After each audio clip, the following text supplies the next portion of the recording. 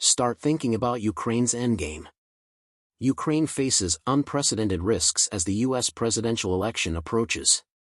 Former President Donald Trump may seem uninterested in Ukraine's fight against Russian aggression, but his return would force Ukraine to accept conditions. In recent days, his running mate, Ohio Senator J.D. Vance, advocated for a peace plan that would freeze the conflict along current battle lines, giving Russia control of its occupied territories and forcing Ukraine into neutrality, meaning a promise to join neither NATO nor the EU. He also argued that Europe, not Russia or the US, should pay for a $1 trillion reconstruction. War exhaustion, economic populism, and mistrust toward international institutions have led to a new Republican isolationism that seems like a capitulation. There's a rising preference for domestic issues like the economy and immigration over global alliances like NATO, which many perceive as burdens that benefit foreign nations at the expense of American interests. Ukraine will face an existential turn if Trump and Vance win November. Kyiv would have to win decisively by January 2025 or negotiate concessions that could irreversibly undermine its territorial integrity and sovereignty. It's crucial to consider and present various endgames. Are there options that don't reward Putin's violence so much? Historical precedent shows that appeasing tyrants has not brought peace. Is it possible to persuade Ukrainian President Volodymyr Zelensky to abandon his maximalist attitude of demanding a full Russian withdrawal from occupied territories and defending the Soviet Union's often nonsensical internal borders? Political and military officials and analysts are already brainstorming war solutions behind closed doors. 3 evolving models offer insights into how the conflict may end, each with risks and opportunities for Ukraine. Korean model, unresolved conflict.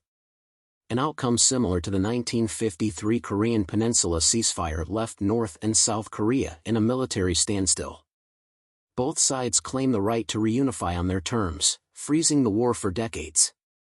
Ukraine and Russia could reach a similar deadlock, where neither wins a war but a truce maintains the fragile peace. This would establish a heavily militarized border like Korea's DMZ, where tensions are high and conflicts are frequent. Ukraine wanted to regain full sovereignty within its internationally recognized borders, while Russia fomented separatist movements and openly coveted the destruction of modern Ukraine, content with its gains in Luhansk, Donetsk, and Crimea. Finlandization, pricey sovereignty.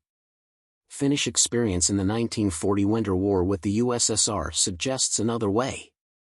Finland lost territory to the USSR to maintain its independence after a brief but violent fight, but afterward was neutral in world conflicts. The pact allowed Finland to avoid Soviet intervention without angering its much larger neighbor. A similar deal may involve Kyiv yielding Crimea and parts of the east to Russia in exchange for neutrality, preventing Ukraine from joining NATO or other military alliances. Ukraine would remain independent but under Moscow's influence. Trump's vision would be controversial in Ukraine. After years of struggle for statehood and Western allegiance, accepting Russian territorial advances would hurt the Ukrainian government and people. It would give away to peace, but it would leave Ukraine vulnerable and neutral, which could hinder its long-term goals. Rasmussen Plan, Ukraine win. At the Copenhagen Democracy Summit in May 2023, former NATO Secretary-General Anders Fogh Rasmussen presented the 7-point plan for Ukraine to ensure Ukraine's victory and long-term stability. Rasmussen's Alliance for Democracy's plan calls for military support for Ukraine until it joins NATO, a total Russian departure, and the restoration of Ukraine's territorial integrity, including Crimea. It also prioritizes punishing Russia for war crimes, rebuilding Ukraine with Western aid, and incorporating Ukraine into NATO and the EU. He resists compromise with Russia, thinking only a decisive victory will bring peace. The proposal incorporates Ukraine into Euro-Atlantic frameworks to permanently shift Europe's power balance and ensure Ukraine's sovereignty and stability. In a time of war fatigue, this goal demands long-term Western military, financial, and political assistance. While ambitious, the plan's success depends on international support and Ukraine's military momentum against Russia's stronger forces.